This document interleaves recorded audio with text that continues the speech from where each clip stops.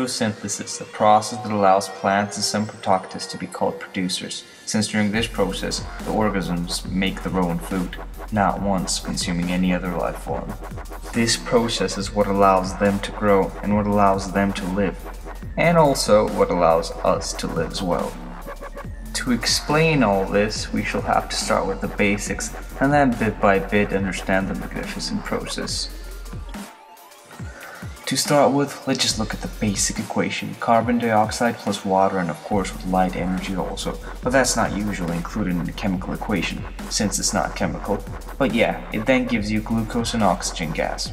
Now, even though this is a well-balanced equation, it doesn't just happen with one reaction.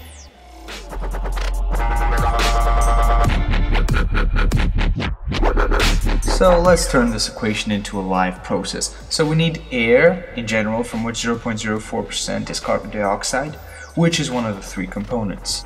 The second component is H2O, also known as water, that is absorbed by osmosis in the roots. After the water reaches the root cortex, it is brought up to the photosynthesizing cells by one of the two plant vessels, the xylem, which, like phloem, plays a main role in allowing the plant to live. And as for our third component, it's light. But now notice this, photosynthesis in a broad view generally covers both the light-dependent reactions and the independent reactions, but that's not really true. So in an actual light-dependent reaction, light is needed for energy and water is needed for synthesis, while carbon dioxide here has a totally another purpose that we shall talk about now. Photo is derived from the Greek word photos, meaning light, and synthesis basically means when smaller molecules build up into larger ones. So the prime factor of the whole process is still light. Have you ever wondered why most plants are green? That is because the plants from visible light absorb the blue and the red regions of the spectrum, reflecting the color green. This absorption is then what starts the process, but where does it happen? It takes place in the mesophyll layer of the leaf, that is basically a layer of cells that contain chloroplasts, which are the substances reflecting the green light. Now these chloroplasts can actually move around in the cell, absorbing as much light as possible, but at the same time trying to avoid the sun's UV rays, short for ultraviolet radiation.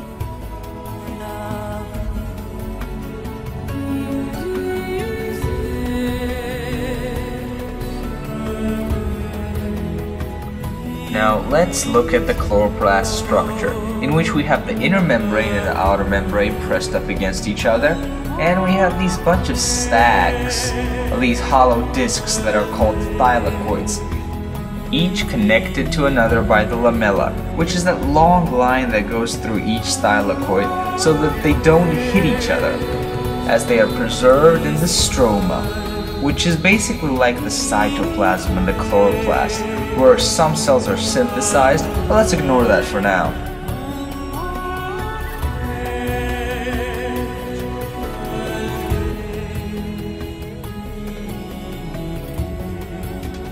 So basically almost every plant has chloroplasts in order to make food. This is why plants are producers. Though now we have described where everything is, so let us talk about how it all happens. To do so, let's look inside the thylakoids now, because that is where everything happens. Everything related to photosynthesis, of course. To start with, let's see how the light energy is absorbed, or rather, where it is absorbed. Lining the thylakoid membrane, we have millions of chlorophyll molecules that absorb the light energy.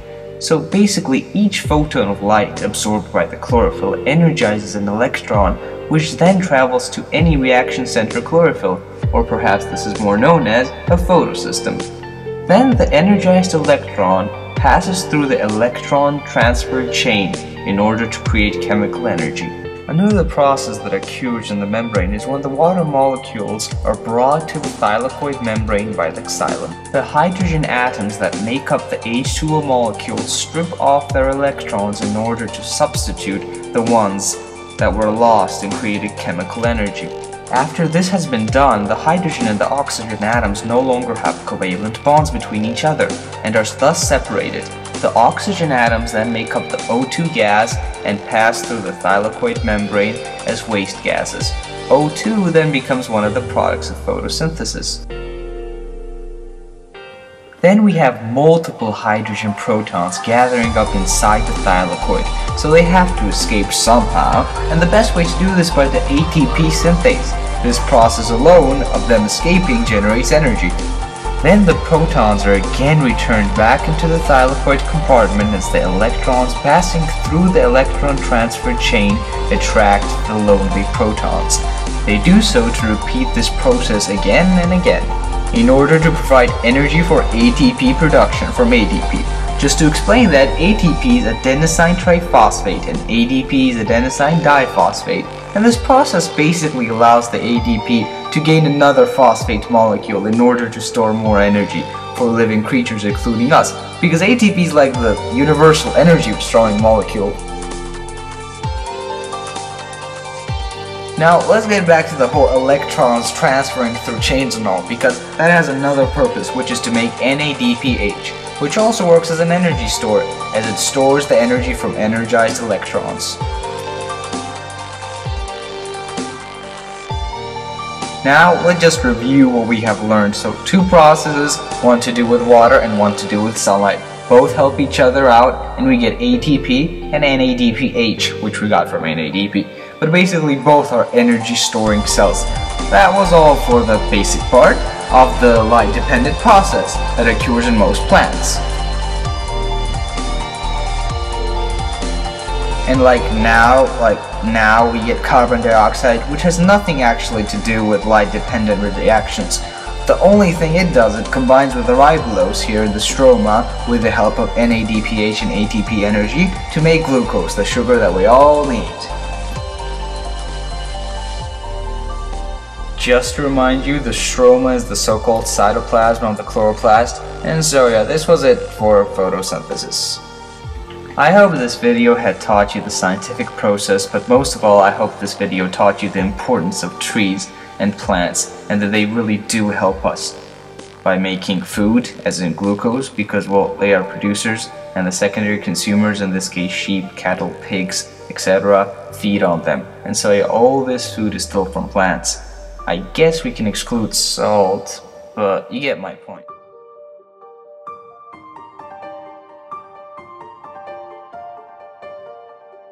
And obviously oxygen, which you or anybody for that matter could not live without for more than 5 minutes. So yeah, don't be hurting trees and try to get your message to lumberjacks, because if this goes on, it will not only hurt trees but animals too, including us. I mean, we are making it harder and harder for our future generations by depriving them from oxygen supply, and we are destroying many habitats for wild animals. Worst of all, yeah, maybe they don't feel pain and that they are brainless, but seriously, butchering a living creature with an axe is just wrong. Like, wrong.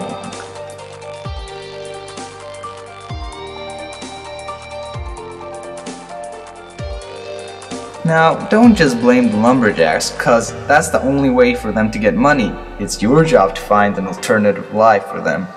Poor people in Amazon, in the African forest, and other places, they're all the same. But still, I think it will keep on thinking that cutting trees down is let alone terrible but idiotic, no matter how good a material lumber is. And for all those Einsteins that will probably comment that, why do you use paper, or TP then? Or I don't know, chopsticks. Well, I can answer this. There is at least 5 types of paper that is not made from wood. Same can go for TP. And as for chopsticks, reusable chopsticks exist, people. You just gotta find them.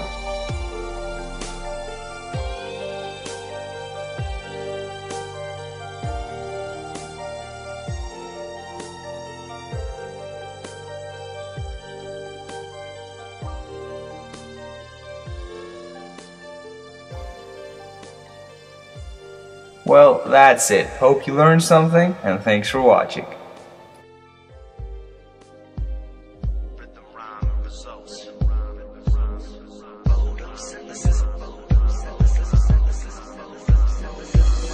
Photosynthesis, let's get into this discussion of sunlight and transfer of energy. Photosynthesis, let's get into this process of chemical reaction.